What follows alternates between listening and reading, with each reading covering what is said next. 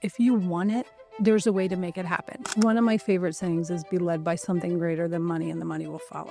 What if you chased happy first and the money followed? What we all really want is happy. The feeling of stability, of security, of safety, of comfort is what we're all really after. So if we focus instead on that feeling and we trust, and that's the big word is trust, it's not about houses. I'm in sales, I'm in helping people. I understand real estate. So it's important to like the product you're selling or know the product you're selling for sure, but it's not about the product. It's about the people. Every single person needs a place to live. Every single person is a potential client. I know interest rates and stats are real, but the market has never been tough for me. And the reason why it's never been tough for me is because I don't believe in that. Welcome to the Kaizen Blueprint, the podcast dedicated to helping you achieve a better life through continuous improvement. If you're ready to elevate your finances, grow your investments, and unlock your full potential, you're in the right place. Each episode brings expert insights on personal development, finance, and real estate, giving you the tools to build lasting success. Now, let's dive into today's episode.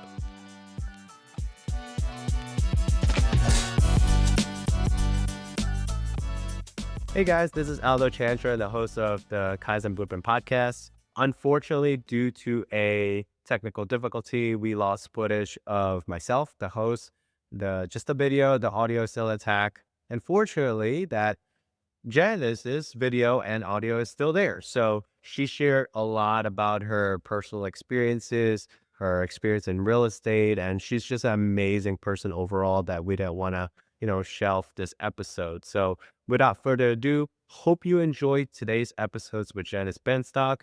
Make sure to like, subscribe, and share any insights you have learned. So enjoy the video. I'll see you.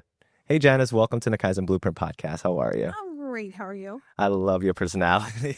It's so cheerful in demeanor. I know you because you were my teacher at the real estate school that I went to at Philadelphia. And you were very knowledgeable, and we saw each other at like some conference or something like that. And then we're like, oh my God, I know you. So that was really awesome. And I know you had a lot of experience in the real estate world, whether that's broker or as a salesperson, as an agent, and even as a teacher now too. But let's move back a little bit. What was Janis like even before in the real estate world? A hot mess. I think, so I fell into real estate by accident a very long time ago, and it was never by design, and it's just been a choice every day, which is interesting because students that I have now, most of them make a conscious decision to sign up for class and be in there. And mine was, so I was zigzagging the 8-year route through college, and I didn't even really know what I wanted to do. I loved learning, but honestly, the only reason that I was in college, it's kind of corny. Well, the reason why I went to college was because there's a Billy Joel song, She's Always a Woman to Me. I swear this is true. And there's a line in the song that says, she can't be convicted. She's earned her degree. She's always a woman to me. And so when I heard that song, there was something in my head that snapped from a young age that I knew I had to go to college. Like it just felt like this thing that I had to do, because if I didn't do it, like I'm not a woman. I didn't know. So I knew had to go to college. So I was in college. I had no idea what I wanted to do. And I kept transferring and like dropping out to work full time because I always loved working. And then the next thing you know, my 30th birthday was going to be knocking on the door soon. I was like 26. And I said, I got to get out of school. So I needed 8 credits left to graduate. Elective credits, what are the chances? And over the summer, they were offering Real Estate 1 and Real Estate 2. So I took like full-on college courses in real estate, and I just was planning to get out of school. And as I'm sitting there, I'm like, this is interesting.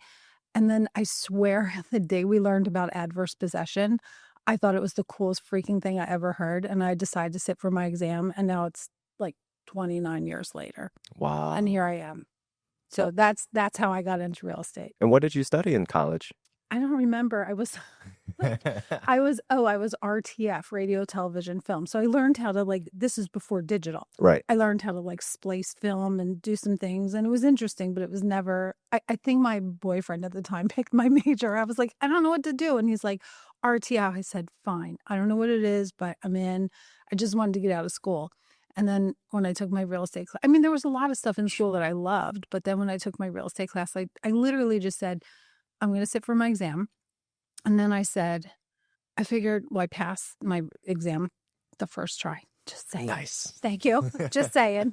So then I decided I'm going to go try and sell houses, but I was nervous about financing because I knew that I didn't know enough about mortgages and I knew it was holding me back. So I got a job also as a loan officer. So the first 5.5 years of my real estate career, I was also a loan officer. And I really credit that job to getting me where I am now, because I wouldn't have been able to do the stuff that I've done and work with the investors, and just the knowledge base that I have was literally writing loans for 5 years. Got it. So you had these two electives, right? Real estate 1 or real estate 2 classes.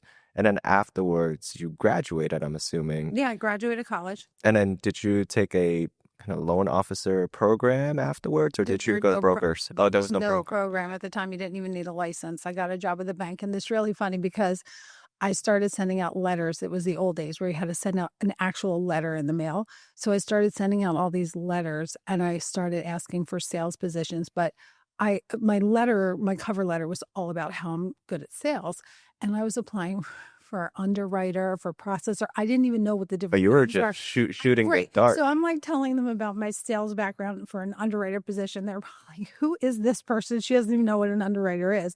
And luckily, I found someone who had a sense of humor and liked my letter, because I remember writing, I mean, this is so long ago, but I remember writing how I had sales experience from working the balloon game on the boardwalk in Wildwood, because I did. Okay. I worked on the boardwalk for a few years when I was young. And I remember telling that, I was like, bust one, you win, and how we did sales, and it caught his attention and made him laugh, and he brought me and he took a chance on me, and it worked. So I did really well there. And the only reason I left was because when I started, it was a small community bank with a portfolio. And we did, Fannie Mae and Freddie Mac, but we also had a portfolio, and it was really great. And then it sold twice to 2 banks, and I'm psychologically unemployable. So by the time we got to, like, I think it ended up with Summit Bank or something. And I was like, I can't. No shade against Summit. I don't even know if they still exist, but there were too many regulations, and I'm like, I'm out of here. Yeah. And that was that. So how does that translate, like the loan officer kind of sales skills turn into the real estate sales skills? Oh, because nothing scares me.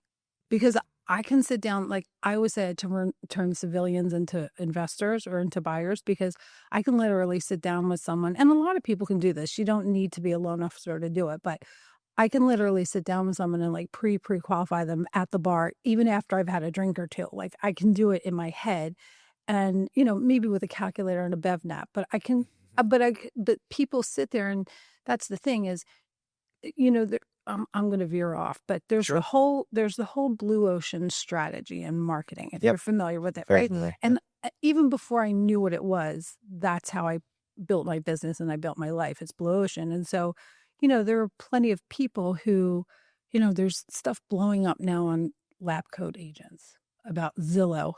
And I don't know if you saw it. It was today how they're now not going to syndicate listings that don't go on the market in the first 24 hours. It's like that Zillow Compass thing with the, and people are going crazy over this. And I understand it's a big thing. Like, I don't care. Because I'm not fighting over the same leads and the same buyers that most people are fighting over. I'm sitting down somewhere at my kid's soccer game. Not anymore. I'm an empty nester, but in the olden days, or at a bar or anywhere, and I start talking to people, and the next thing you know, I'm scribbling on a piece of paper and saying, you could buy a house, because it just comes up in conversation. So it's this whole sect of people, this whole subset of people that no one's bothering with because it's extra work. But to me, it's just in the flow. And I credit that to partially the way that I'm wired, but partially because I was a loan officer for 5 years. Like, I get it. Right. You know what I mean? So I'm not scared of mortgages. And that's the thing I was so scared about before I started selling houses. Was that the norm back then? Because, I mean, today it's tough to get a house, especially as a young person. We use so much like student debts, and you have credit card bills, and you're still living with your parents even after 25, maybe 30. Back then, it was easier to get a mortgage. It's because maybe the houses were more affordable and people had better education. I mean, there's, from my perspective, I don't know the overall picture because, like I said, I'm not a stats person. Sure. I just know being on the street, but I know I was out the house when I was 18. I was like, get me out of here. I need, like, I lived down the shore with my girlfriends when the summer I turned 16 was the first summer I was away from home. That was just me. I've always been like that. And I didn't buy my first house until I was 28, which I felt really old at the time. I'm like, I can't believe I didn't buy a house by then. But the thing is, you talk about houses being more affordable. Then I bought a $52,000 house that needed renovation at the edge of what was Center City, to the point my father wanted me to get bars on the window, and I was totally fine, but it was edgy, right? Mm-hmm. So to me, if you're willing to be edgy and live on the edge, and the edge has moved obviously over the last 30 years, but if you're willing to live on the edge, here's the bottom line, and this is my credo about everything. If you want it, there's a way to make it happen. So yeah, there's student debt, and yeah, there's situations and credit cards and people living with their parents, but I just firmly believe that if somebody really, really, really wants something, there's almost always a way to make it happen. Got it. What are the strategies that you input now, that blue ocean strategy that you input now in this modern day? So I'll tell you one. Is something that literally just happened. And in fact, I was with my best friend today, who's not really in real estate, and I was telling her about this, and it was the most amazing experience. I just did a boot camp, and boot camp is the dumbest name for this because boot camp implies something completely different than what it was. Like, I named it, and then I'm like, this is not boot camp. I got to come up with a better name, but for now we'll call it boot camp. And I have 8 women. It just happened to be women because that's what I attract. Not sexually, just women, which is fine. Like, I'm not judging. I'm just saying. Students, women, right? Like, that's my girl. That's my vibe. Sure. These are all people who are either just getting their license or finishing school. And they came and we did 2 weeks worth of intense work on getting them ready to get their license. And they're all joining my brokerage. There was no fee about it. There was no commitment. It was just come. And if you join my brokerage, then, we have leads for you to work in the beginning as a stepping stone for you to get where you need to be. And we're going to give you a tuition reimbursement after you close your 3rd deal on your 4th deal. So we did this thing. And by the last day, which was on Friday, we sat around at my office and we drank wine and we ate, we took pictures, and the energy around the room, like, there were tears, there were stories of like people being empowered and their whole world changed. And that's the blue ocean. Like, these are people that other people might look at and think, they're not the agent that I want.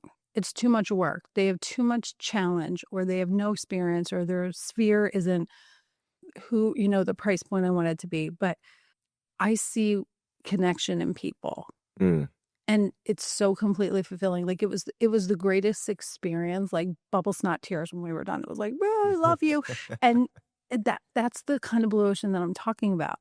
So I don't go out and recruit. Like, I've never been the broker that goes out to other companies and like, hey, you should come here because I have a higher commission split and all that. Like, Sure.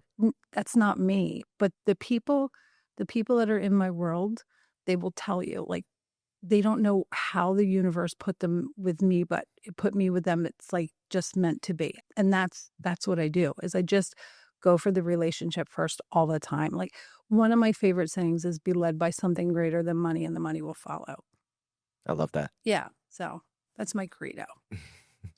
I remember that you were telling me that real estate isn't about houses. It's about people. Always.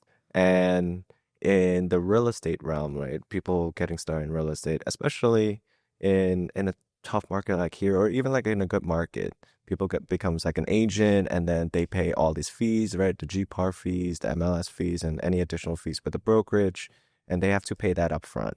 And sometimes they don't get a deal, maybe a couple months, maybe 6 months, maybe a year, who knows? What would you say to those agents who are getting discouraged, right? Because this is maybe a part-time job because they have a living to pay, and houses, and maybe kids. and they were like, okay, I see this opportunity in real estate, maybe a real estate agent, the lowest barrier to entry, and I'm gonna take this class, but then I'm not getting any deals in 6 months or a year. You're feeling discouraged, and maybe after that 1 year, after all those fees that you pay, I don't want to be an agent anymore. What advice would you give those agents? A few things. The first thing is, I don't believe that the market is tough. I don't believe, I've been in the business 29 years. I can literally say the market has never been tough. And maybe some people look at it that way. And I know interest rates and stats are real, but the market has never been tough for me. And the reason why it's never been tough for me is because I don't believe in that. I believe in connecting with people. So it's basically a three-pronged approach, right? And I'll get there. It's three-pronged approach. It's talk to people, get your mind on real estate. So even if, and this is just my secret weapon, and it's not so much of a secret, and it's free, and I'm going to tell everybody right now, make it a habit to go preview properties every single week. Pick a market where you want to be, not where you are. If you look outside your window and you're like, this is not where I want to be, I want to George and Wheezy it and move on up, go create your own reality. Like literally go create your own reality.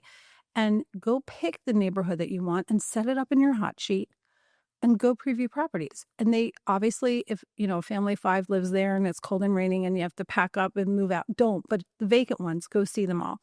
And it will change your brain. It will change your brain. And what happens is your RAS, your reticular activation system, fires up. When you start going to look at properties and you start talking to people, now you have something to talk about. Right? Whereas if you're sitting in front of your computer doom scrolling all day and then you run into someone, all you have to talk about is doom. Whereas if you're out doing real estate, even if you have no clients yet, what's going to happen is you're going to start talking to people about it because your brain, your RES is going to make that connection. So those two things. And the third prong is there's a very simple way to convert your contacts into clients without sounding salesy or cheesy. And I did a whole presentation on it. It's free. It's on GPAR's YouTube channel. It's not like, oh, you have to pay $1 million. But here's the 60-second version of it is when you pick up the phone to call a friend and check on them, you're doing it for one reason, and that's to connect with another human being. Not to say, oh, I'm in real estate. Like, I know there are people out there, and this is another blue ocean thing about me. There are people out there that tell their new agents, call everyone and tell them, I'm in real estate. Do you know anyone who's buying or selling? I would rather sleep with my ex-husband than make that phone call because the bile rises in the back of my throat. I'm begging someone for business, and my job as a salesperson is not to ask for business. My job is to problem solve. And so how can I know how to help somebody and solve their problem if I don't ask them? So when I pick up the phone to call my 5 people a day, it's because I want to connect with them. And then I try and just drop a little crumb of curiosity so that they ask, and then I can say, oh yeah, I'm so tired because I've been showing houses all day. Yeah. Oh, that's right. And change the conversation gently that way. And if they don't pick up that crumb and nibble and they want to talk about their daughter's dance recital, then that's what we talk about because I'm calling to make the connection. So just by doing those 3 simple things, making an effort to call people every single day, not text them, not email, not message them on Facebook, pick up the phone the old-fashioned way and call them, preview properties, and then practice dropping those crumbs and making them feel comfortable, you'll get deals. And one more thing I want to say is you talked about people who are working part-time. There is a book by Steven Pressfield called Turning Pro. It's called Turning Pro by Steven Pressfield, Steven, Steven Pressfield. Thin book, good book, but he did a 30-minute podcast with Marie Forleo that's on YouTube. It is the best podcast I've ever seen for getting over the hurdle of leaving your part-time job to getting into real estate full-time. It is not real estate specific. It's actually talking about art and artists who are novices and then want to become totally in. But it addresses those because you have logistical hurdles, which is how the F am I going to pay the bills? Sure. Right? You're straddling on these 2 boats and they're going in different directions. Like you're going to bust your ass. Right. So you have to be able to balance. So you can pick up one foot and put it in the boat and do real estate full time. So it's that physical challenge, but it's also the emotional challenge. It's all the emotional challenge. And that podcast right there for anyone who's struggling, I just have them watch that. And 99% of the time it turns them around. So is it more of the psychological aspect that I think is the hurdle? it's both. Everything is psychological. Mm. Everything is based on mindset. I mean, that is the core of everything. And I know that in every cell of my body and every fiber of my being, that it's all mindset. And so you have reality, which is I have bills to pay and how am I going to leave this job? But when you flip your mindset, you'll find a way. Mm-hmm. So it's both, but mindset comes first. Yeah. Mindset comes first, because this is what I always say. What would you do if the house was on fire? Right? What would you do if the house was on fire? Like, for example, if the house is on fire, you figure a way out. Yes. So your mindset has to shift to the house is on fire. The house is on fire. I have to figure out a way to get out of this day job that I don't want to be in, unless you want to be in it. If you want to be in it and do real estate as a side gig, go ahead. But if you want to get out of that and get into real estate full time, you just have to shift your mind to the house is on fire. What am I going to do? So it's all mindset. 100%. I think where you're coming from too, and I agree with you. I experienced these type of stuff where you put yourself in predicament where you have no choice but to proceed forward. Right. Right. For example, like I tell the story all the time. When I bought my first house, I was 18 years old. This was before I joined your class. I was an investor first, then an agent after. And in that first house, I raised money for it because I was 18. My parents didn't want to give me money. Good for you. I didn't have, all my friends were in debt already because they were going to college. Mm-hmm. And then I raised the money from a person from a meetup group that I joined and bought that house, rehabbed it. I thought it was going to cost me $30,000. It actually cost me $60,000, right? But then I only borrowed 30. Where am I supposed to get the other 30? And I have to finish this house. And this is what you were talking about, like this mindset thing. Is like, I'm already in this situation. What are you gonna do? My GC is already leaving me. He's already left. I'm in this house. I don't know any construction experience at all. I have to get it to the finish line, pay my lender off, and then get some money back, and then start from ground zero again on the next project. But that mindset, So how'd you do it? credit cards. Okay. Yeah, business So credit cards. Yeah. Yeah. I was 18 and then just signed up for unsecured lines of credit, right?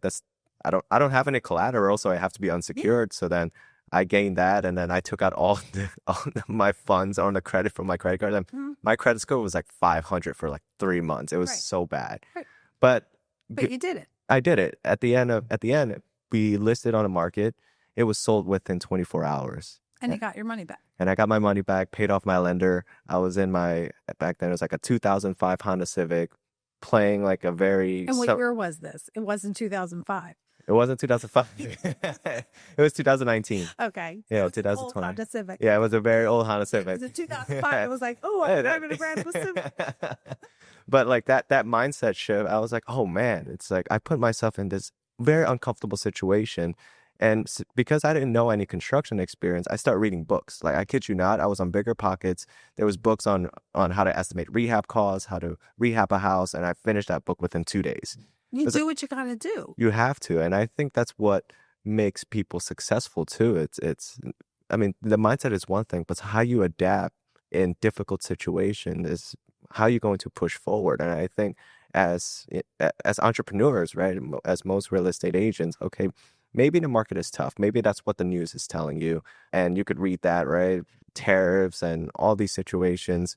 But at the end of the day, it's like, how does that affect you directly? And how are you going to fight against it? Or how are you going to help your clients going through that? Because they're also just scared as well. And as like an agent, you're also a leader in your clients to make like, don't worry, we'll get through this. This is just a hurdle and we'll keep moving forward. Sure. And, the thing about the tariffs and the thing about all the changes that come in our industry. And let's talk about the NAR settlement agreement, which is less than a year old, right? It's barely a distant memory. These changes come and people freak out. And here's what I have to say. Guess what?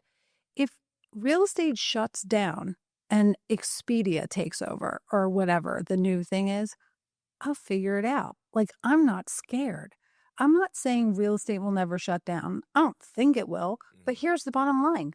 I'll be fine. You'll be fine. We will be fine. We are fine. And when you have that mindset, nothing's scary. And I don't worry about doomsday. Yeah. Like, I literally don't worry about doomsday. Yeah. Because I'll figure it out. Yeah.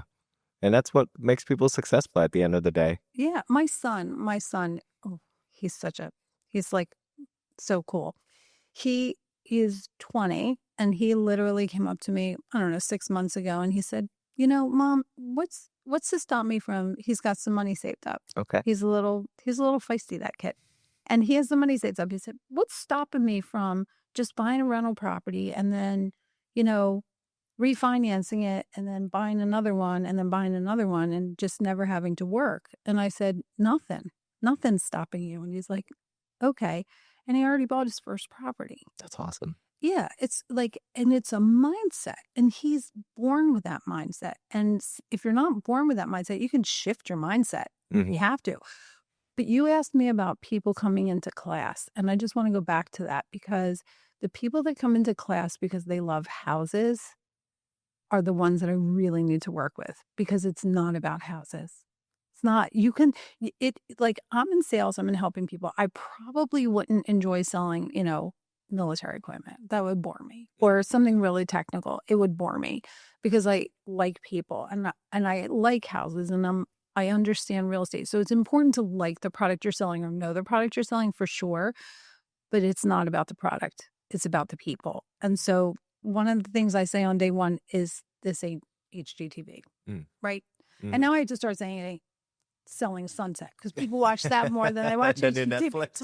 Right, whatever it is. And I'm like, and they're like, they tell me about the show. I'm like, I have never watched, like, zero. I'm too busy reading contracts. Like, I'm not watching this. What is a cable?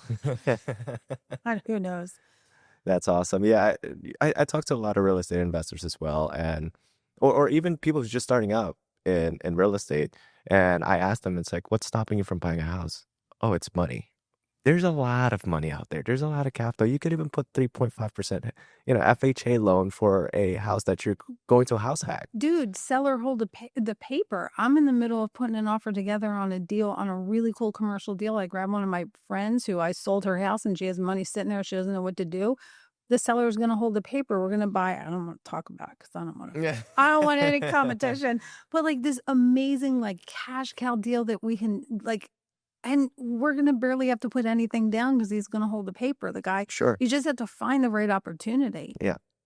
For the viewers that are fairly new, what is holding a paper mean? Sorry. So that means that the seller finances. So if the seller owns the property free and clear, instead of getting $1 million cash from a bank, like either having $1 million cash or borrowing money to pay them, you can either give them nothing if they agree or a small down payment, and then they will transfer title to you and record a mortgage against the property. So then you will pay them off instead of paying off the bank. But the key is you own the property. So if you default, they have to foreclose on the property just like a lender would. So the first question people always ask is, why would a seller do that? Well, the reason why a seller would do that is because you make it enticing. So let's say the property is worth $900,000. You might offer them $1 million, which is their extra money that they're getting because they're going to wait a while to get paid back. So you have to make it enticing to them. And a lot of times lenders will do that with a property that's funky, that it's hard to get financing on. So when you find a property like that, so a lot of times lenders will do that with a property that's funky that they can't get financing on, like a gas station or a property that needs a rehab or something like that. Sure. And when you find one, I know people that's how they've done their whole business, is with other people's money. And you could become extremely wealthy and self-sufficient and retire from stuff like that. So that's like alternative ways, like creative financing strategies, right? I know exactly what they want. They tell me it's time to buy another one. I find them one, and then they hesitate. That's just their MO. And then I remind them it's a good deal. I show them numbers. I show them all these different ways, not to talk them into it, but just I know their resistance. They're their own worst enemy. Mm-hmm.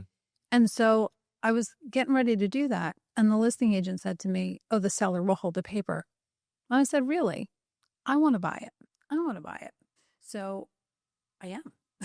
Okay, so Like, it was just provided to you, like this is what the seller wants. Right, but if somebody is looking for that, one of the best ways to do it is to look for properties that are funky properties or properties that are owned free and clear.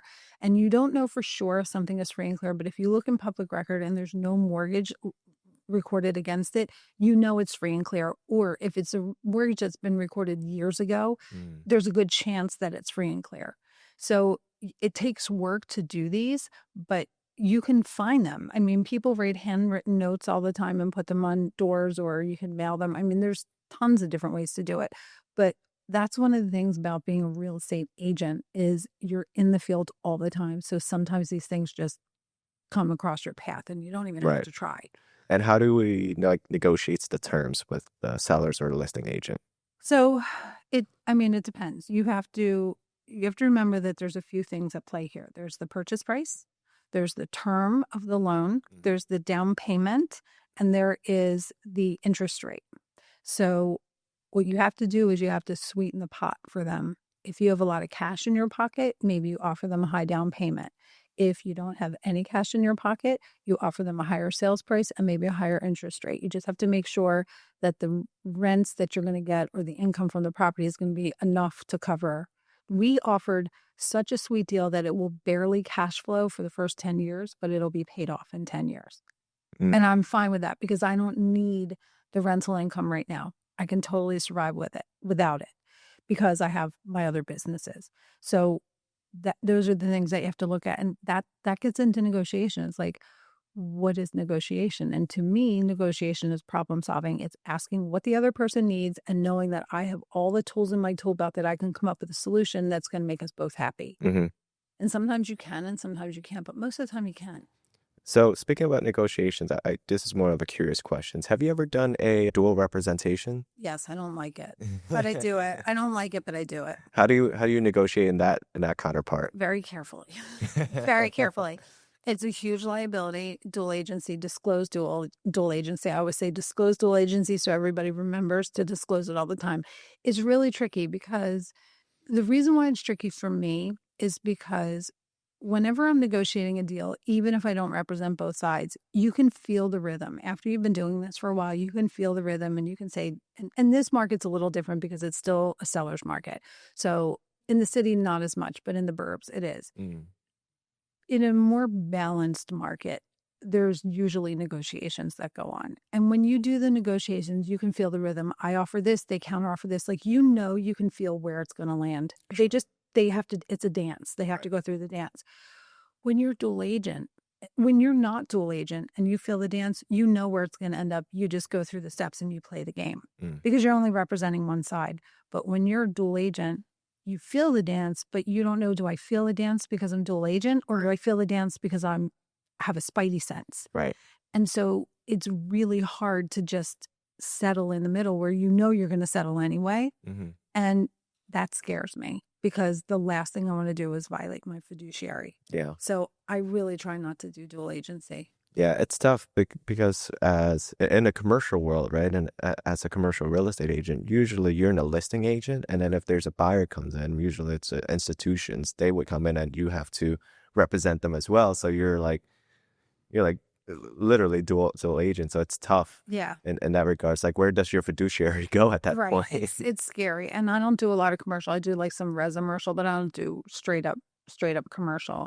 Yeah. It's a different world. Yeah. What's your perspective on like the importance of community involvement for real estate professionals? Well, I'm going to go a step back and I'm going to say it's important for humans. It's important for humans and it will translate into your business. But here's the thing, be led by something greater than money and money will follow. If you do community involvement because you wanted to build your business, that's very different than doing community involvement because you're trying to fix something that hurts your heart. People want to do business with people that they know, like, and trust. And if I join some group because I'm trying to meet people, it's not genuine. First of all, I'm not going to stick with it. Second of all, I'm going to have commission breath. Third of all, I'm putting a vibration of scarcity and lack out into the universe because I'm chasing the money.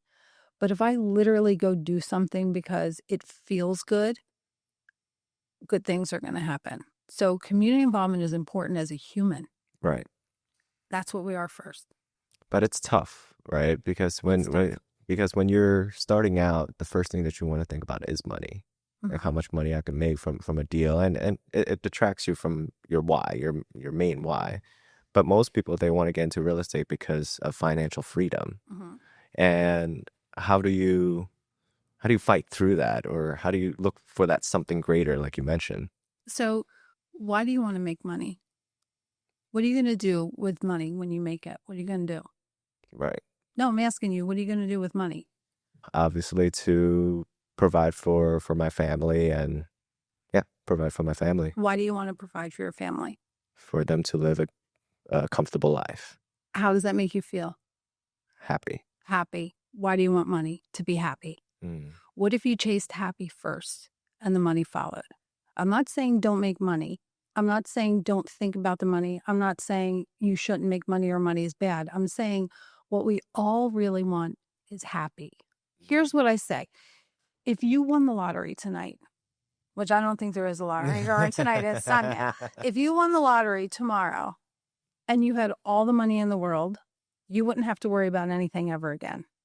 If you lived on a beach in a hut and you spearfished for your dinner, you would never have to worry about anything, except for like there's no fish, right? Sure. But it's like plentiful fish.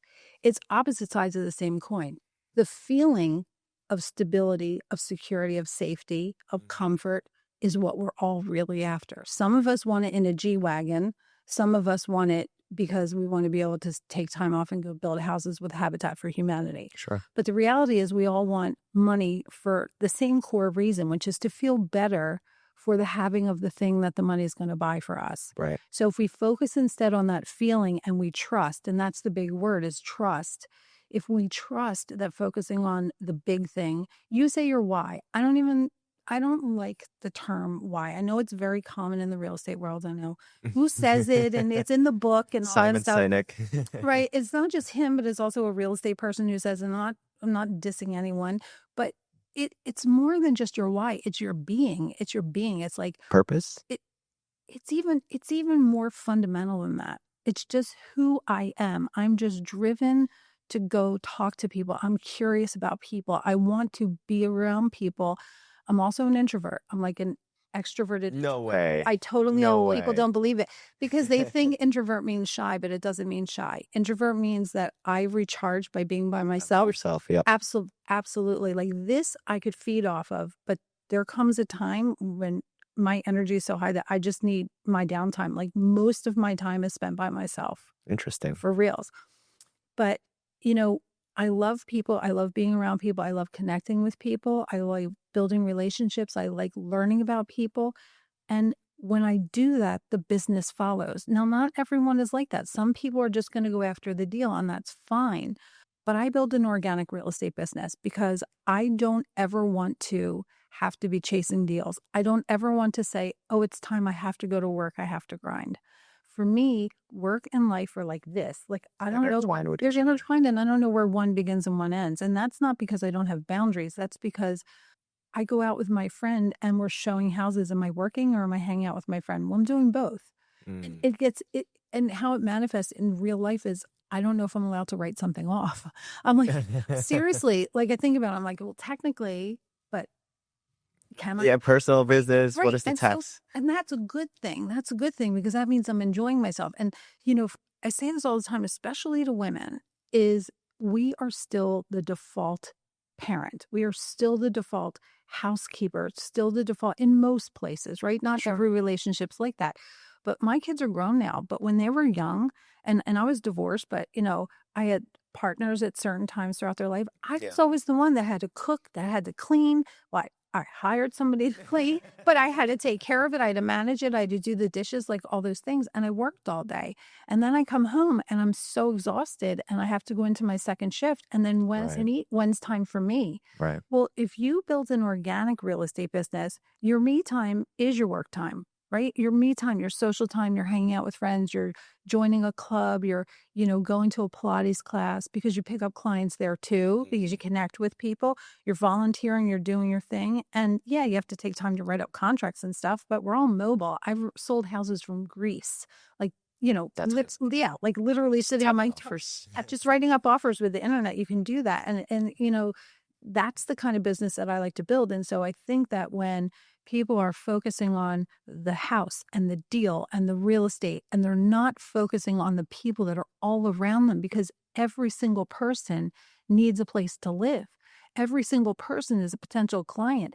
And when trainers and coaches are telling agents to focus on who's ready to buy now, who's the hot person, and like there's freaking AI that now stalks you on the internet and Yeah. predicts when you're ready to buy because you've been looking at moving boxes. Like, are you kidding me? Yeah. That freaks me out and exhausts me. Like, I just want to talk to people and be a human and connect with people. And okay, here we go. I'm going to tell you my little theory about bamboo. There's an online coach who I follow, and she's amazing. And she tells this story that when she was at the Dole Pineapple Farm, she was taking the tour and she was learning about how pineapples grow. And it takes 18 months for a pineapple to grow. And she talks about how after that pineapple is cut or harvested, the next one takes like 9 to 12 months to grow. And what she says to her followers, and I love everything that she's ever said. This is one thing I questioned. She says to her followers, pineapple season is coming. That's her way, her analogy of saying, like, your business, it takes time to grow. You have to trust it's going to grow. And the reality is, it's not that linear. If business were linear, we would all take out these credit cards, buy a bunch of pineapple seeds or plants or crowns or whatever the heck they're called, and plant them and water them as they grow. And then we would cut them and sell them and then invest in more in our option. It would just be that simple. It's not linear. So I was like, all right, well, if it's not pineapple, maybe what is it? It's another plant, and it's bamboo, right? So we plant something right here, right now. I'm sitting here. I'm not getting paid. I'm not selling anything. You're not getting paid. You're not selling anything, right? We're sitting here and we're planting bamboo, and the bamboo is growing, but it's growing underground where we can't see it, but we don't know what direction. It's growing all over the place. And then one day it's going to shoot up 90 feet within like 3 weeks. Yeah.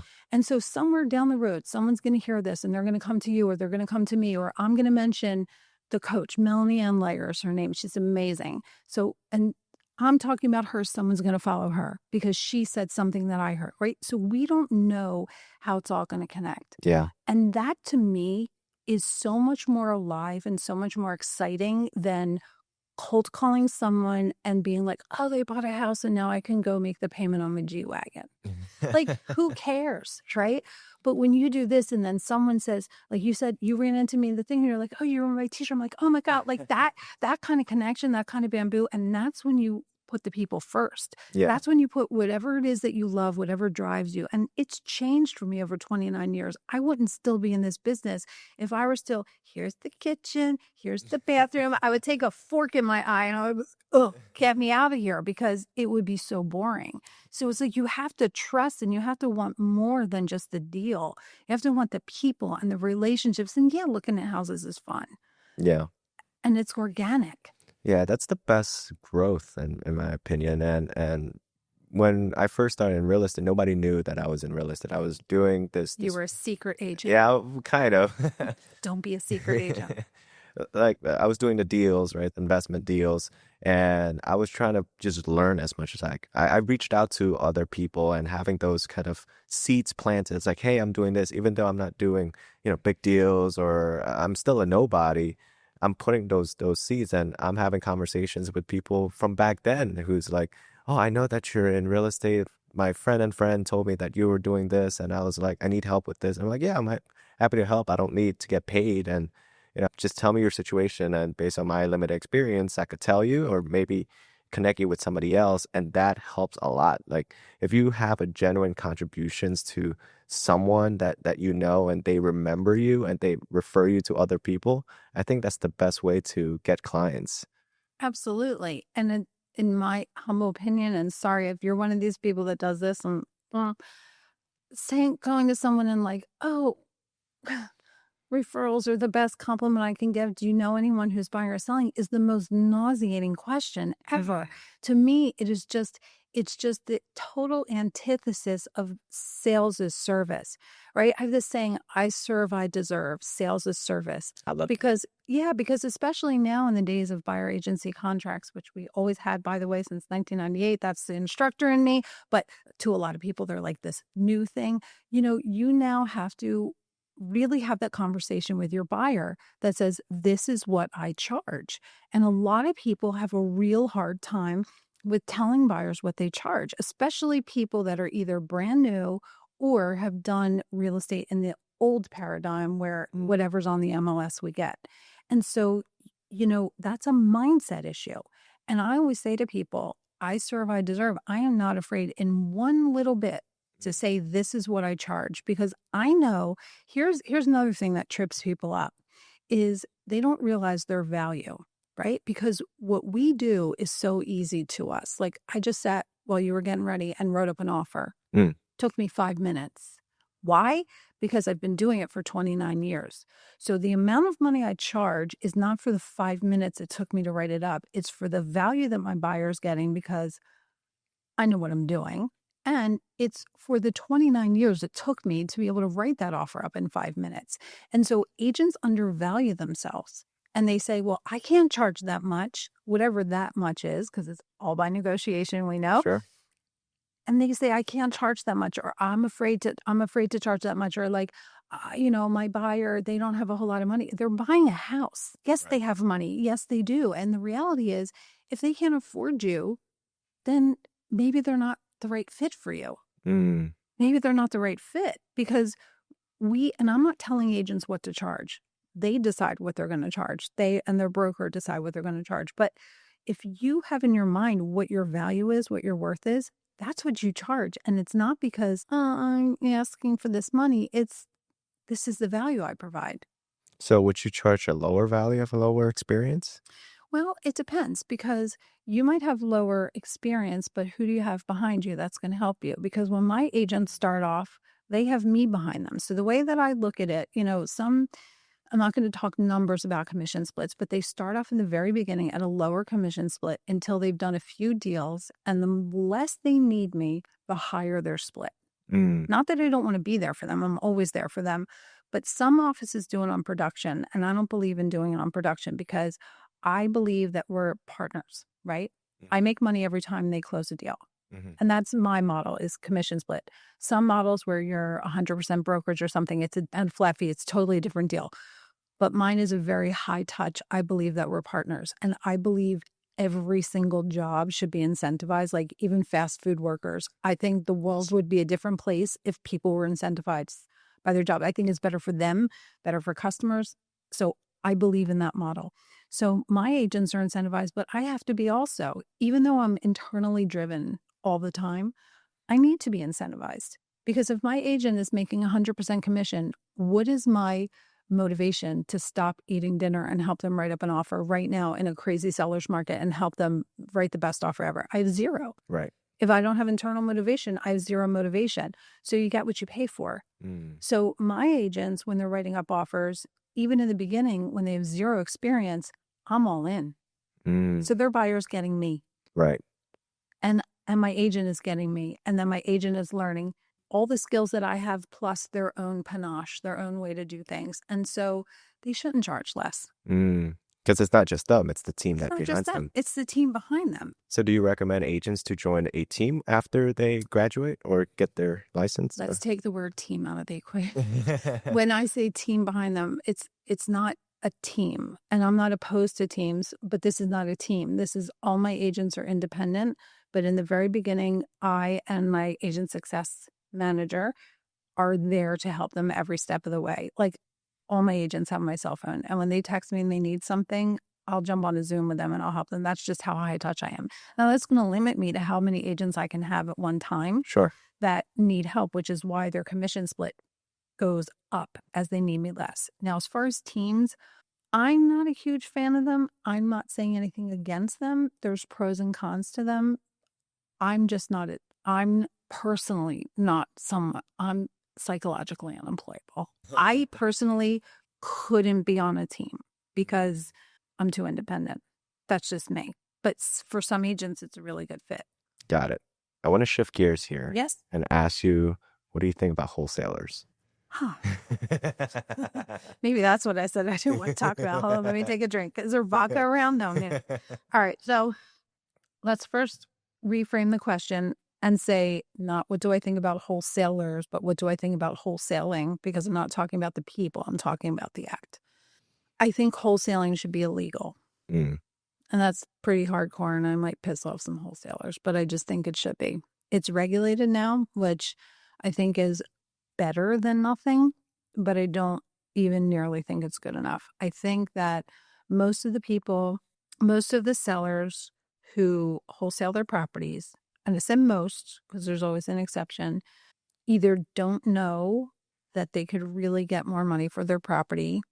One of the things that makes me crazy about wholesalers, not the people, but when they do the deals, is one of the sound bites they use is, oh, you don't have to pay real estate commissions. What? Mm. Okay, who cares what line it is on the HUD? It's going to be way bigger of a wholesaler fee than it is as a real estate commission. So, Right. And it's not that I'm mad that we're not getting the business, because there's plenty of business to go around. This is not about me being petty. This is about the fact that they're telling sellers that real estate commissions are really, really bad when the wholesalers are taking Making a fee. equity, right? And their fee is usually higher than the highest commission that I've ever seen. And so that fallacy, that falsehood is, in my opinion, misleading sellers. And that makes me angry. What also makes me angry is that the seller doesn't know what's happening. And there are disclosures now that are required under the new law. But first of all, I see wholesalers all the time that still haven't gotten their license, that still aren't using the disclosures, and that's a problem. So I am generally, and now wholesalers need to get their license, and the few that have gotten their license, they're not a fiduciary. So like, what are they? And who's protecting the seller? And the answer is no one. And we're not going to like blue bloods on the main line and wholesaling their properties. We're going to people in urban neighborhoods or lower price neighborhoods, people who the only thing that they might have is the equity in their home. Their only wealth is the equity in their home, and they're being robbed. That's how I feel about wholesaling. Yeah, it's tough because these are mom and pops and they have a lot of sentimental value on these houses. And you're coming here, especially like when I first started, I think wholesaling was a huge thing back then, where get into real estate with like no money down, like you don't have to spend money on classes, or just get my course and then afterwards you'll make like $5,000 on the next deal or something like that. That was always the pitch. And I see that, especially as a young person, like, oh my God, I'm getting into real estate without making any money. Mm-hmm. So that was pitched Without spending any money. without spending any Yeah. money. So you do like door knocking, or you put what is those, like those signs, Bandit signs. and the bandit signs. Mhm. And that was a huge thing back then. Now you have all these technologies coming up, but then you also have the compliance and the regulations. Like I think in Philly, we have to get a wholesaling license. It has to be registered. Yeah, it's a business license. It's not a real estate license. But in Pennsylvania now, you need, just any wholesalers that are listening, you need to have a real estate license, and you must provide disclosures to the seller and the buyer that they're parties to the transaction, that you're signing the contract. It's a wholesale deal. And both parties have up till midnight of the 30th day to terminate the contract and get their money back. And the money has to be returned within 10 days. Interesting. Yeah. So it's a thing. It's happening. And I'm involved at the state level with PAR. And the answer is report them. And there are fines, and it's possible jail time. Like it's not a joke. It's a violation of state law. It's not a joke. Got it. What if you're like as a legit buyer, right? Like you're an end buyer, and then you're buying it. I would call it wholesaling, but you're Buying the assignment. Yeah, you're buying the assignment. But then if you're an investor and you are potentially buying this seller deal without the thought of wholesaling, and you already have it under contract for a good price, like an investor price, doesn't matter what price that is, and then you're deciding like, I can't do this deal, maybe because you have other projects going on, so then you decided to offload it or maybe sell it to another investor. So that's kind of like, wait, the wholesaler does, or the end? No. So you have the seller, right? Right. And then you have a potential buyer, like an investor. Mm-hmm. Like, hey, the seller and the investor. Mm-hmm. And the investor got it already under contract, but then he realized during the due diligence period or whatever mentioned in the contract that I have too much on my pipeline. Maybe my financing is on other projects currently, so I still have this deal with the seller. Can I sell it to another investor and make, a couple bucks? I mean, that would be wholesaling, but that wouldn't be like directly without initial What is intentions. wholesaling? It is wholesaling, but the intention at first was you're trying to buy a house, and then now you're Right. So wholesaling is assigning the contract with no intention of closing. So if the buyer is intending to close, the first thing is, and I haven't seen the contract because it's hypothetical, right. but if the buyer was intending to close, most likely they're not going to make the contract assignable, because if you use a standard agreement of sale, it says this contract is not assignable unless agreed to by the seller. It's in writing. So a wholesaler, when they do a deal, it says Joe Schmo buyer and or assign. It says buyer Joe Schmo and or assignee, because they know the intention from the beginning. So now we have this buyer who was planning on purchasing the property, but I get it. Things happen. So a couple of scenarios can happen. They can decide that they want to assign the contract with the seller's permission. Mm-hmm. If they're assigning the contract and they're taking a fee, they need to be licensed. The purpose for a real estate license is not to allow you to sell real estate. If you read the RELRA, the Real Estate Licensing and Registration Act, it says in so many words that in order to bring the parties together in a real estate transaction for a fee, you need to have a real estate license. My position, even prior to this wholesaling bill getting passed, was that wholesalers were practicing real estate without a license because they were bringing the parties together for a fee. And their side was usually, we're not selling real estate, we're selling a contract. And my answer was, the railroad doesn't say that you need to have a license to sell real estate. The railroad says you need to have a license to bring the parties together in a real estate transaction for a fee. And that's what you're doing. And now the railroad has caught up with that. So a buyer walks in and a buyer decides to buy a property and now wants to assign it. Get the seller's permission.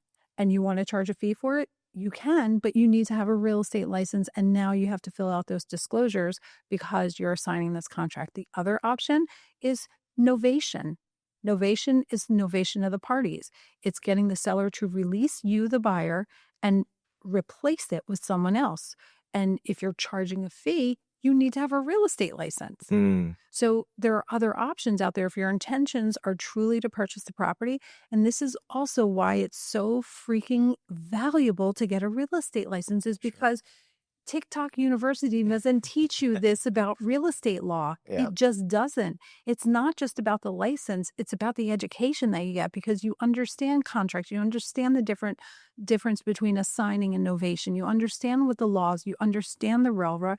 And, there are a lot of investors out there that really know their stuff, but a lot of them don't. And even the ones who know their stuff, they're lacking in a lot of the legal stuff, the real estate law, the basics, the fundamental, and they don't get continuing education. Like, we have to do 14 hours of continuing ed every 2 years, and I teach it. I know that it's valuable. And I know that when I get students in the room, they leave and they learn something. I have broker classes where I have people spending 8 months with me, 240 hours over 8 months, and they're learning stuff. Like, we're in the middle of a 30-hour fair housing class right now. Wow.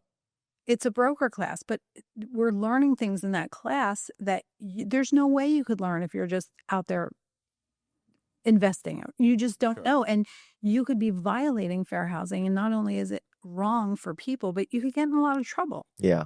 Yeah. So I'm big on education. So one last question and from the wholesaling, and then we'll jump to another subject. I could talk about whatever all day long. No, I could, me. Yeah. So you mentioned that you have to be a real estate, or you now with the current compliance and regulations that you have to be licensed to do this wholesaling aspect. Now, if you were wholesaling in a different state, but you are licensed in a separate state, like let's say Pennsylvania, and you're wholesaling something in New Jersey, right? Very common. Does that work?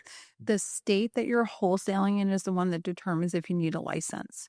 So there are currently 12 states, and I don't have my list in front of me. I don't think New Jersey is one of them, but don't hold me to that. Sure. There are currently 12 states that require you to have a license. So it doesn't matter what state you live in. It doesn't matter. It only matters what state you're wholesaling in. So you could be somebody from California who's assigning a contract for a fee in Pennsylvania. You need to have a PA license to do it. Got it. Understood. Yep. Now, you mentioned earlier about these investors and continuing educations, and I joined your class because you had a lot of credibility and you had a lot of knowledge, and you were very charismatic in the way that you teach, and I love like how energetic it was. I remember the classes were like in at night or something like that when I was in Temple, and you were always so energetic when it comes to And night classes, I'm like, I'm dead. But if you call me energetic at night, I'll take it. I'll take it. Well, you were more energetic than the students, that's for Okay, sure. for sure. But now with the rise of people just creating courses, right? You could go on Teachables or school.com and teach real estate stuff. With you, you have a lot of credibility and you've been teaching for quite some time. What are your thoughts on people who just maybe did first like couple deals, or they've been real estate agent and they close a few deals, and now they start a whole class of how to close your first real estate deals in 30 days or something like that, some sort of lead magnet. What are your thoughts on the rising of courses now that people could just advertise out there to make additional revenue? Yep. So it's a really interesting, timely question. So the first thing is the big difference between my classes is that I am licensed by the state to offer credit. So my classes are, and I appreciate all the compliments. I really do. I really, really do. But, or I should say in addition, not but in addition, my classes are licensed. So my classes count towards the state requirement for education for your pre-licensure to get your real estate license, CE, and broker. So that being said, there are plenty of places where you could take accredited classes, but they're not as charismatic as I am, of course, right? No shade against my fellow instructors, right? But so then you have people that are out there touting these courses. And here's what I have to say. Some of them are good, some of them are not. And in order to teach people, you only need to be a step or two ahead of them, right? I don't know everything. I know a lot because I've been doing this for so long, but I'm also not afraid when someone asks me a question in class to say, I've never thought of that before. I don't know the answer. I'm going to call my lifeline or I'm going to call legal. And I actually love when I get those questions because my knowledge is always, always, always expanding.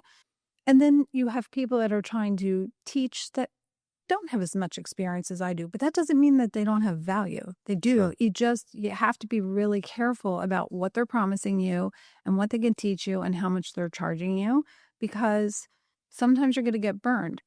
But even when you get burned, there's value in that too, because then you know what you shouldn't do. You know what you shouldn't do.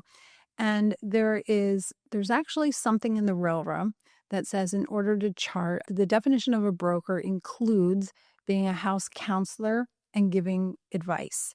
So there's something in the railroad that says in order to do any of that, you need to have a broker's license, but it's not something that's ever been enforced, but it's in the railroad. And I actually was in a Facebook thread, and there was one of the real estate commissioners was in the thread, and they said something about it, and I said something about it. And so the conversation started, and there are some laws changes. So it may be at some point where that becomes something that you need to have a broker's license for. But for now, I would just say, ask around, and what are you really looking for? What are you really looking for? But don't learn from someone who hasn't walked the walk. Don't, because how are they going to teach you? Yeah. It's also tough too. I realized that there are some hidden masterminds that have a lot of knowledge, but you can't find those stuff online. You got to be like, once you're in the industry and you start speaking people like who's absolutely killing it, they're in these like small masterminds. I feel like they're much better than a college tuitions because you're involved with a group of people. And I learned that just recently. I joined a few masterminds and just being one-on-one with coaches, and they're so like driven and they have so much stuff that I don't need to advertise. I remember meeting my first mentor. He basically owns like a block in West Philly, but you never could see him on like social media. It's like, hey, I just closed my house, and hey, I just got this, whatever cash flows and this property. I bought this at this price and whatever. He was never like that, and I love him to death. He's the one who helped me also in my real estate investing career. And when you meet him, he looked like a homeless person. Right. But he owns like a whole block in West Philly, and you would never recognize that he would be that guy Right. because he's not flashy, right? He doesn't wear a gold chain or drive a G-Wagon. And I learned that in real estate, the people who are absolutely killing it, and many other industries too, It's that everywhere. doesn't show. My highest price deal ever was, I don't normally do like super high price deals. My highest price sale ever was $1.642 million, and the guy bought it in cash. And what he said to me doesn't matter why, but he said to me, the people who wear suits work for the people who don't have to wear them. Yeah. Yeah. And I was like, you're the most brilliant human I've ever met. Yeah. Right. And it's so true.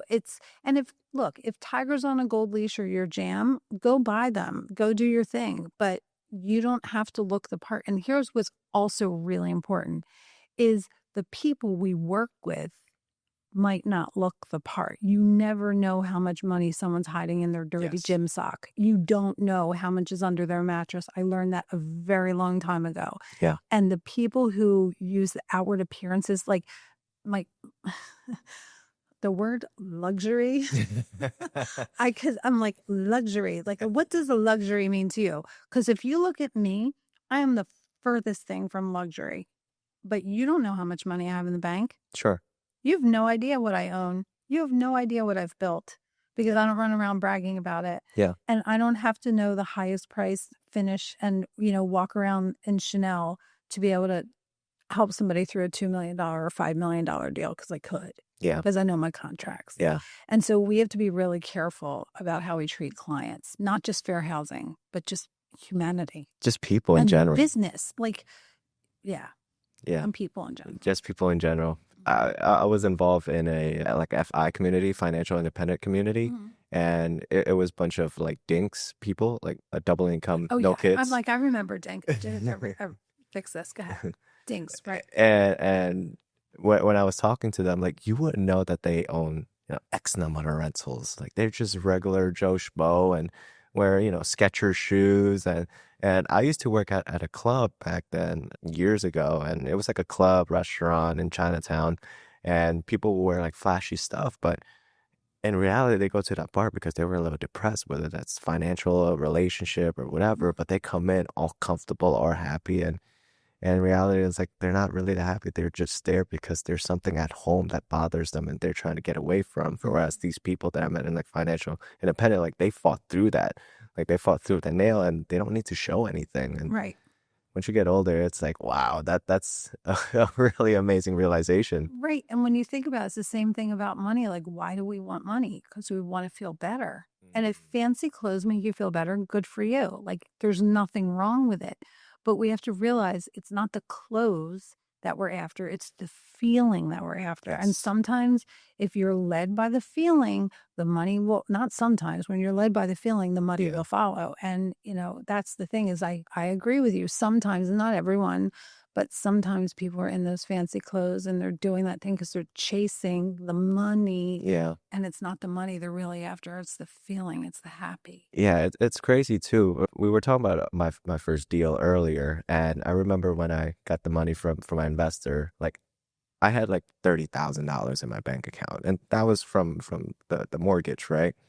And I remember thinking, I was like, I'm 18 and I have $30,000 in the bank. That's a lot of money. But it didn't change me. It just felt like, oh, it's just numbers, right? You're not carrying in cash. I don't have a briefcase full of cash of $30,000, but it was just in my bank account. I'm just looking at it. I'm like, I'm the same douche that I am before I got the $30,000. True, but it should also reacclimate you to higher levels, because that's the whole thing about money mindset. We haven't really touched on money mindset, but the whole thing about money and about manifesting and getting what you want in life, because the reality is we all want that feeling of feeling good or happy or secure, whatever the feeling is that we're looking. But there's nothing wrong with doing that from a beach. There's nothing wrong with doing that from, the penthouse. There's nothing wrong with any of that. So it's not that money is bad. It's that money is a byproduct. Money is energy. It is a byproduct. And so that $30,000 in your bank at 18 reacclimated you to, and I don't know where you came from, but you're 18. So, unless mama's got money, daddy's got money, a silver spoon, you're 18, you're just starting out for the most part. But that, if you didn't do that, you're what's normal to you would be very, very different. It would be very different. One of the women that was in my boot camp, we were sitting around talking yesterday, and she said that her sister works at a fast food restaurant, and she's been there for years and years. And the woman in my boot camp was saying to her sister, like, why don't you leave there and come work with me? Not in real estate, or the hospital she's working.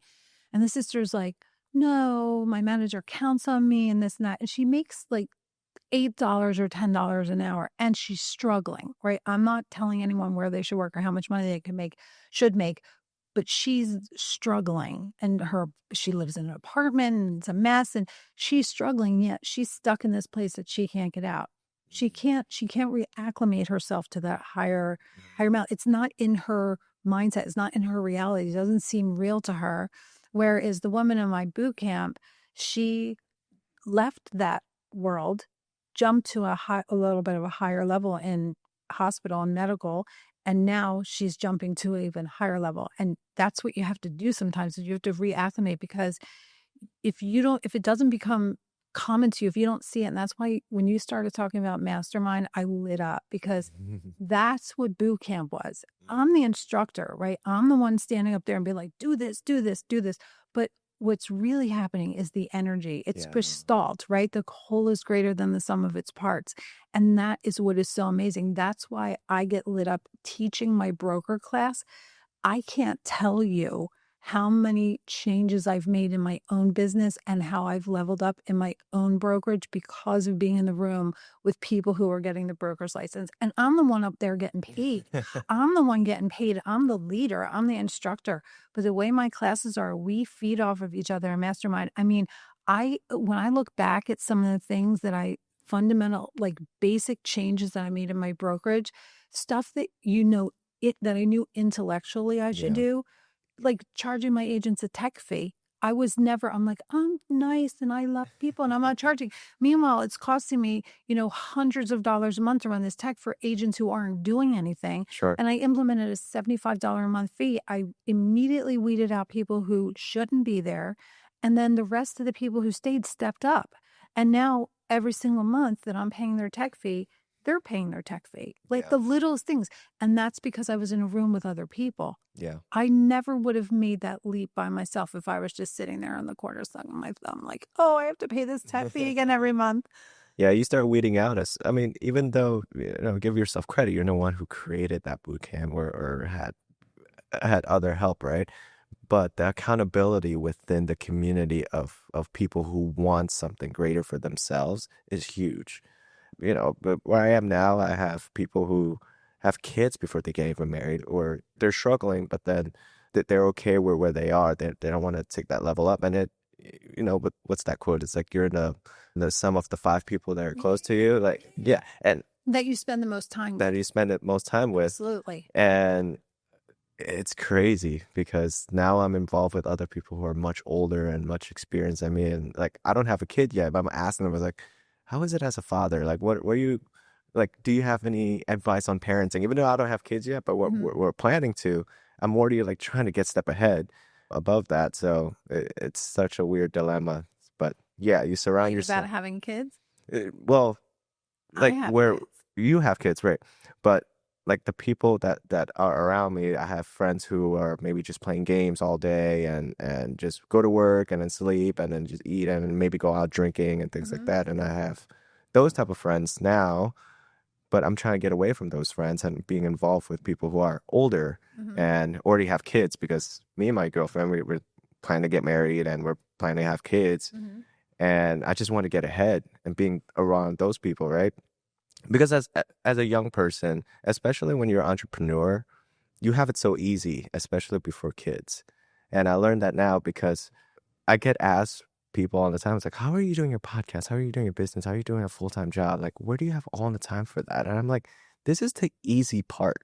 Like, once you have kids, it's a whole different ball game. Like, if you have kids, maybe you have a scheduled day. Like, this is what I'm going to do at this time. This is what's going on. And I'm going to do this. I'm going to meet with this person. But then when you have kids, it's like, if they wake up at 4 o'clock, you waking up at 4 o'clock. You're absolutely correct. However, I do want to say this, is that we adapt, Yes. right? So, and I'm not telling you to have kids or not have kids, but what I'm saying is this: the people who do have kids, they still have time. It's just, it has to look different. Like when Mm. my kids were little, and one's graduating college in like 2 weeks, Wow. and the other one, whatever. Tell me today. He's like a whole long story. That my second child, he's the one I always say if he was a firstborn, he'd be an only child. Like I love him more than anything, would drive me crazy. But when they were little, I still sold. I still made money. But instead of going into the office doing whatever, it was all the people in their preschool. It was all the people in their, sitting around at the soccer games. Like I hung out with the moms who drank mimosas in out the cooler, right? And then there were the preppy moms at the other end. So you find your place. But the thing that I want everyone to remember is that, yeah, it's real. When the kids are little and you're not sleeping, it's real. But no matter what life throws at you, the market could implode, and, a website could come and put us all out of business, which isn't going to happen, but it could. And guess what? We're all going to be fine. You can still find a way. It's about choices. It's about integrating your life into your business and connecting with people. That is why it's so valuable to build an organic real estate business. I'm going to tell you a little story, okay? And this is a true story, and I don't tell this very often, but I'm going to tell this story. And it's for a purpose. When my kids were very young, I got divorced, and I was happy to be divorced. It wasn't like, oh, right. But we fought, and there was a custody battle. Sure. And during the custody battle, I almost went bankrupt for a whole bunch of reasons.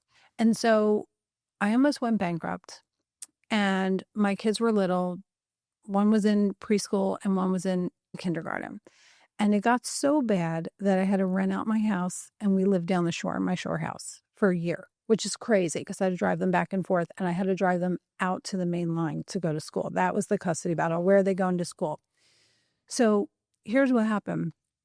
For that year, first of all, I was scared out of my mind because I wasn't legally allowed to do that. And my ex-husband and I were fighting, and he has very, very, very deep pockets. And that's why I almost went bankrupt because we kept going to court and I got no child support. And so I was afraid that he was going to do something and take my kids away, but I did it anyway. And I figured it out, and I figured out how to make it work. And what ended up happening, and I'm telling this story because it's not just kids, it's anything that throws in your life. You can turn it into something else if the house is on fire. Mm. And so what happened was, it turned out to be the greatest thing because a few things happened.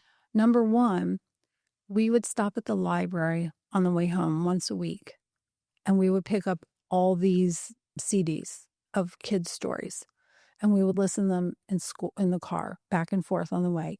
And now we have the greatest memories that they say, oh, remember this story, remember that story, That's all. which we never would have done otherwise. The second big thing that happened was I had to drive them from Ocean City, New Jersey to Lower Merion. And my son was in kindergarten 4 hours a day. And I literally had nowhere to go because my house was rented out. And so I would sit in the library, and it was cold and they weren't open right. It was a nightmare. Mm. And so I ended up I started talking to an agent who had a little sales office in a high-rise building. And I said, how about I sit there? He used to do open houses on the weekends. I said, how about I sit there, whatever these 3 days are a week, and I do open houses there. And that way I just had a place to sit. And in the beginning, I brought my knitting with me and a book. Like that's literally because I was at a lull, like a crossroads in my business. Yeah. I ended up working there with him for 4 years. And part of the reason why I did that, I was in such bad financial shape that part of the reason I wanted to go there was because you could park in the garage as an employee and it was $2 a day. So I literally had a place to sit and knit and read a book and use the bathroom and be warm while my kid was at school. This is why I did it. Wow. It ended up jump-starting my career to the point where it enabled me to open up my own brokerage. Mm. And I cannot tell you how my production went up and up and up. So you take this custody battle, which is financially debilitating, emotionally debilitating. I was not the greatest person. I'm not proud of my behavior during that time. I was a mess. Sure. Literally almost lost everything. Almost lost both of my houses. I actually had 3 houses, almost lost all 3 of my houses. Disaster. And turned it around And you know how I turned it around?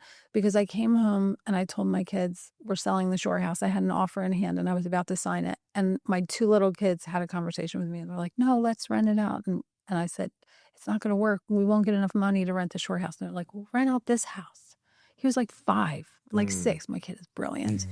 And we did awesome. it. And it turned out to be like the greatest thing. I wouldn't be. And that's the thing. We have to look at where we are now and we say, I never thought I'd get here. And then you get to a point and you're like, I don't know how I did it. Like I did it. How did I do it? And you look back and you realize if it wasn't for that divorce and it wasn't for this custody battle and it wasn't for this, I wouldn't have ended up here. Why? Because we adapt. And guess what? When you have kids, you might not be doing this podcast, but you're going to be doing something and you're going to look back and you're going to say, I wouldn't be where I was right now. If my kid wasn't up till 3:00 in the morning every day, I wouldn't be where I was now. Yeah, I love that story. Yeah. I think we both shared our adversity and how we fought through and that how exponentially grow our either our business or life in general. Mm-hmm. It's a very deep story. It's the truth. And it's like if everybody realizes that no matter what situation you're in now, something good is going to come out of it. It's part of your story. It's so much easier when you trust that this is part of your story. And no matter what's happening, that you are fine, that you will be fine. We're all going to be okay. And then we're not going to be worried, oh, the market's crashing and this, because we're always going to be okay. Right. So what do you think is the biggest challenge now with your students and just having conversation with people, whether that's in the real estate industry or just the economic? It's always mindset. It always, always, always comes back to mindset. Every single time. There's nothing else besides that, because it's how you look at things. It's how you look at things. The other day, I was sitting at my shore house and I was trying to pick paint colors. It was like 5:00 in the morning and it was dark and my house is all packed up for the painters. So I went to Wawa to get a coffee because my coffee pot is packed up. And I'm sitting, I leave Wawa and this woman is walking out and holding the door for me. And she said, oh yeah, what a miserable Monday, because it was raining. And I was just kind of like, and then I went home and I'm sitting down at my table and it's dark. I love waking up early when it's still dark. That's my like me time, the juju time. And I'm sitting there and I'm looking at the drywall tape that's hanging from my ceiling because my roof leaked and it cost me so much money that I had to save up for it. So there were months that it was leaking and every time it rained, I would get panicky. And I'm sitting at the table and it's raining and I don't have to worry about it raining in my house. And I got so overcome with gratitude that I started crying. And the reality is, to that woman, it was a miserable Monday. And to me, even though it was still a rainy, cold, dark Monday, it was the greatest day ever. And that's a choice.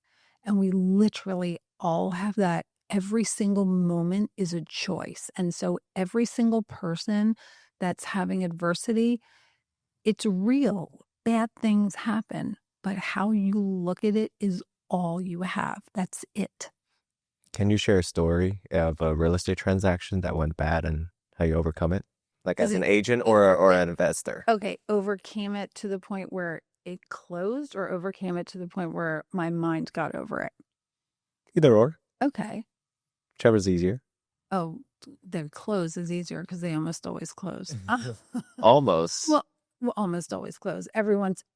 I'm not good at having deals fall apart. I'm a fixer. I'm a fixer. I'm a closer. I mean, sometimes it's out of your control. But let me think. A real estate deal that went, ask me the question again. A real estate deal that went bad and then got saved? Is that the question? How you overcome the adversity during a transactions, whether that's from a buyer's perspective or just as your investment in general alone. I think you have me stumped. I'm gonna figure this out. How you overcome adversity? Do you mean like when the parties are fighting? It could be in the parties are fighting, like financing are an issue. Like these are problems, right? That the other agents might face as well, whether that's a different story. Gotcha, like for other agents. Yeah. Okay. Or just for yourself that you could teach other agents or perhaps that you have So taught them with there's their agents? there's so many different ways to look at that, and I'll start, and you just tell me what direction you Sure. want. So there's the thing about knowing your contracts, which I can't stress enough. If you know your contracts and you know what you're doing, and you ask for help when you don't know what you're doing, you're going to be 50 steps ahead because you have to know your contracts. Mm-hmm. People mess up. They miss dates or they do whatever. And here's the basic thing that I'm going to say, and hopefully this will.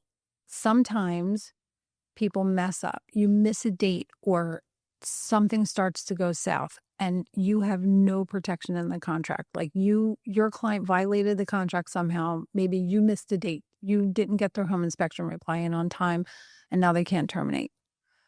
Negotiation and agreement of the parties is how you overcome that adversity most of the time. It can't always be done, but one of the things I say to agents all the time is that your reputation with other agents is more important than your reputation with clients. And why I mean that now, why I'm saying that now is because if a deal starts to go south, somebody made a mistake, whether it was you, your client, the other side, whatever, if you have a good relationship and you have a good reputation, you are more likely than not able to negotiate with that other agent and come to some sort of agreement that the parties are both going to be relatively happy, because that's all everybody wants at the end of the day, Right. is either the deal to close or the deal to terminate and everybody move on quickly and cleanly. And so I don't know if that's a story, but that's my advice. Got it. So try to make everyone happy in a way, like That's the art of negotiation. But a step before that is to have a really good relationship and a good reputation with other agents. Be respectful. Like, we have to remember that they're not our competition. Interesting. They're not our competition. They're our coworkers. They are absolutely our coworkers. And when you look at them as your competition, you are coming at it from the absolutely wrong angle. I can't say that every single agent out there likes me. I'm sure there's some people that don't like me. I definitely am sure of that there's some people that don't like me. But you will, if you ask most agents that have ever worked with me, they're going to hopefully, I think, have a pretty decent, whether they like me personally or not professionally. I'm nice, I'm respectful. I know what I'm doing. I'm humble if I make a mistake. I'm respectful. I'm respectful of the other person, and I'm never petty, catty, or bitchy about it, right? And that's super important, because we're going to work with one client maybe 2 or 3 times over a lifetime, over a career. But how many times are you going to come across the same agent over and over and over and over and over again? If they stay in a business. Well, yeah, if they stay in the business and if you stay in the business, but we're all here for longevity, hopefully, right? And I've seen agents come and go. I've been around. I'm not going anywhere, not for a little while. I still have a few more years in me. But we do business with these people over and over again. I'm not going to be crappy to somebody and think, oh, well, they're going to be out of the business in a few months. Yeah. I'm not, because you don't know. And, the other thing is, sometimes there are some people that are listing agents, and when they're listing agents, they act a little bit holier than that. Yeah. They think they have all the power. Yeah, they think they have all the power. And the reality is they might have power. If you're looking, real estate's not about power anyway, I don't think. But some people do. But they might have all the power in the transaction. But guess what? They might be calling you to show your listing next month, right? There's nobody that's 100% of the time a listing agent. Or you might be bringing them an offer on their listing next month and you're the only offer there. And now what are they going to do? They're going to have to deal with you again. So why act like that? Why act like that? Speaking of longevity, you've been in the business for 29 years. You mentioned that a few times during this episode. What's the next steps for you? Like you've done it all, right? I don't think all yet, but so what I really want to do, well, first of all, I'm really loving this whole bootcamp thing. I'm really loving taking my brokerage to a different level, and I really want to empower more people. That's what I want to do. And so now I have an agent success manager, and it's partly to help me so I can do other things. And it's also partly to help her empower the other agents, but it's also to empower her. And so the fact that I get to, it took me a very long time to learn to do what I'm good at instead of trying to do everything. And because there's a guilt in, at least for me, there was a guilt in delegating. Like if I would ask my assistant to write something up, it was this feeling of guilt. Like, well, why can't I do it myself? Why would I ask them to do it? Interesting. Okay. And I got over that guilt. And now I ask them to do it because then I can do other things. And those other things are empowering these 8 women in Bootcamp plus the one who's the trainer. And now we'll get them up and running and then build another one. And the other day I was starting to think that it would be neat to have like different cohorts of these boot campers and have different agent success managers so that I could sort of, it's not a team, but like sort of create this empowerment. That's what I want to do, is like, I just want to empower. And I'm also trying to free up time because I'm working on a book. You're working on a book. I am working on a book, but I've been working on the book for so long. And I have most of the content written, but I have to figure out how it all fits together.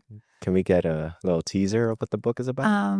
The teaser, I'm not trying to be coy. It's just I don't really know what the theme is. It's not strictly about real estate. Okay. It is about stories, like good stories, like the one that I had about moving to down the shore for the year. But they're not just like random stories. They're stories that all lead to empowerment. They're all stories that lead to empowerment about all the things that I've experienced and things that I've been through. You know, like I could sit here and I could tell you all of these stories about things that will sound tragic to someone. Like I buried my sister, I buried my mother, I buried my father. And, you know, I did all of these things, but they're not coming from a place of woe is me. They're coming from a place of empowerment. And that's really important to me because all of these things, it's not like, I'm not one of those people who's like, oh, everything happens for a reason. My sister died at 35, right? It's not that, but it's, you know, she died at 35. And then what? Then what happened? You know, when my father was dying, he said to me, don't jump in the grave with me. And that was like so profound. And he said that to me because he wanted me to keep on living. So these stories about how they died are not like, oh, woe is me. It's sad. But something bad happens. And then what? And then what? Because bad things happen. Have you ever heard of David Goggins? He's a I think I have, but I haven't. yeah. So he's kind of like an ultra. Like now he's like an ultra marathoner. He's like a endurance athlete, and he wrote a book. He wrote 2 books. One is called "Can't Hurt Me," and the other one's "Never Finish." The "Can't Hurt Me" was the one that kind of sparked his I guess his fame in a way, because it started off as, you know, he's African American. He went through all the discrimination when he was young. His father beat him, and his mom was getting beat too, and he fought all those things. And he was also a 300-pound like pest control like janitor or something. And he became an athlete. Well, he became a Navy SEAL first. Wow. Because he lost like 100 pounds or something like that within the span of 3 months, because he wanted to become, he saw like a documentary of a Navy SEAL, and he was like, I need to be that. And they were like, yeah, you're overweight. Like there's no way you could, you know, be part of the training, basic training. And then you got to go through like the Navy SEALs, which is a very brutal training that doesn't have anything to do with military. So not interested. Yeah, but this is kind of similar to the empowerment thing, because one, you know, he lost so much weight. He had to go through the Navy SEAL training like 3 times, and that is one of the hardest training, because the first one maybe he got injured, and the second one like he failed something, but it took him 3 tries to pass that test. And some people quit after the first one. They're like, I'm done. Like, I quit after the first day. like do what? I think he mentioned one of the things, like he does this thing where it's a cookie jar thing, and I do this too when I'm running or going through something. It's like you're taking little things from this cookie jar, and what that little things is these little wins that you had along the way. A good example is, let's say you're running and you're at, you know, you're doing a marathon, right? This is a good example. You're doing a marathon, you're on mile like 21 or mile 22, and you're like struggling. You're almost there, and you're like almost at the finish line, but your legs hurt, like your ankles start to feel pain, and your whole body start feeling something. But then you start taking a little bit of that cookie jar. I was like, remember that training you did before? Maybe it was raining on a Monday, right? And then you're pushing through it and you got it done and you pushed through that. That was the training for this very moment, and it keeps you pushing forward, pushing forward. And I still do that now with real estate or just in life in general. Like, okay, maybe this deal didn't go well. Maybe I had a fight with my partner, but at the end of the day, like, she's still my partner. She was there for me when I went through tough times, and I need to be there for her. And it's just that cookie jar. I mean, this is go back to like the empowerment thing that you mentioned. So I see kind of like two and two in hands. Obviously, you have your own challenges with your family and things like that, and you want to show that this is how I grew because of it. And I see the two connections. That's all. Right. Yeah, no, that's really interesting. And it's like, I like that cookie jar idea, but there's something about those type of ideas that seem a struggle to me, meaning that if I'm having a hard time with something, I have to reach outside of myself to get inspiration or motivation or endurance. Whereas what I prefer to do, which feels more aligned and in flow, is to shift something inside so that I'm just automatically motivated to go. Interesting. Versus, so, put it this way, if I were running, let's talk about wine for a second, not running, because I've run before. I did Broad Street. I'm not a runner, right? Sure. I'm a slow jogger. Wine, I get into a habit and I drink a glass of wine or two a night for no reason. And I'm lightweight. So I get tired and then I fall asleep and I don't read a book. And then I wake up the next morning, I don't sleep well and I have a headache. And then it's like, well, I'm not going to go to the gym because I woke up, right? So it's this vicious cycle.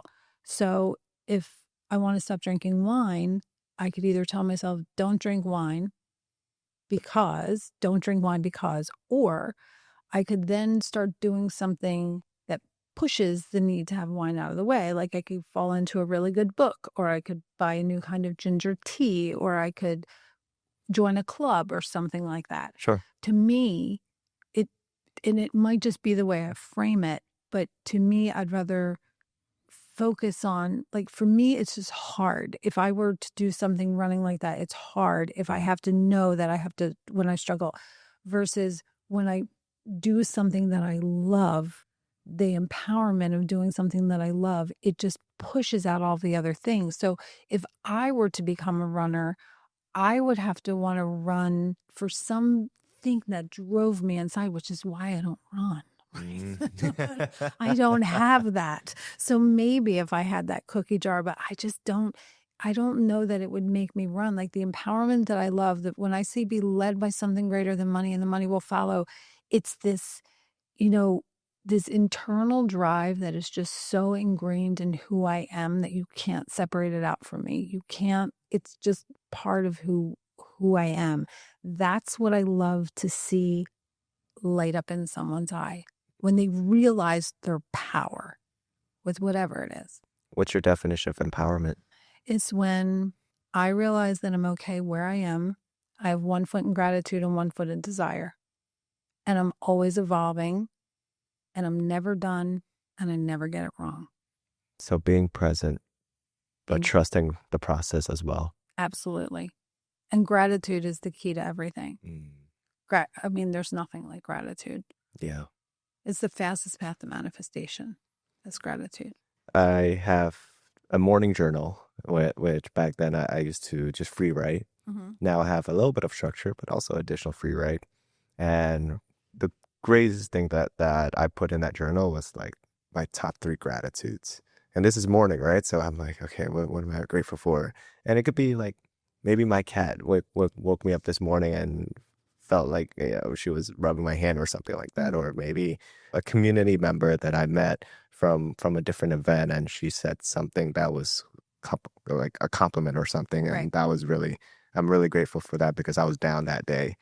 And that helps so much starting off the day. I'm like, maybe it's going to be a hard day today, but these are the 3 grateful things that I've done. And then the other one was like 3 people I want to reach out to, and I'll send like a quick text or maybe call them.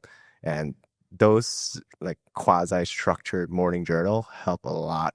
Like reaching out, for example, like on this podcast, I remember I put your name, like 5 times, mainly because maybe I forget, or maybe like I was a little bit intimidated or maybe scared. I don't know, like to reach out to you. Me, that's funny. But yeah, That cracks me up when people say stuff like that. It really does. Well, you have a lot of credibility, and 29 years in the industry is a lot. It's funny because sometimes when I say how long I've been in the industry, I worry that people are going to think I'm a dinosaur, right? It's just funny. It's all perspective, right? You look at it and you're like credibility, which I suppose I have. And I know that I've experienced and I know what I'm doing. But I literally, with young people, if I say I've been in the business, how long? I've been in the business longer than some of my students have been alive. And it's just funny how perspective is sometimes. And I know I'm not a dinosaur, but the perception could be there. Yeah. It's just interesting to me about perception. Got it. The book, when do you anticipate it coming out? Well, it's funny you say that because I don't know. So I don't know. I need to be inspired to sit down and figure out how to put it all together. That's fine. At least we got a little teaser of what that is. Yeah, it's good, and I love writing. It's one of my joys is writing, but I just need to feel the inspiration. The cookie jar. The cookie jar. The cookie jar, exactly. Yeah. Okay, that's awesome. Well, Janis, this has been a really, really amazing podcast. One and last final question. Where can people find more about you? Probably on my, there's so many places. Go to my website, jbrea.net, for Janis Benstock Real Estate Academy.net, and everything is on there. And if you can't find what you need, just hit the contact me form. And I'll get an email for you. And I'm on social too. Everything's under my name. That's awesome. Well, Janis, thank you so much for your time.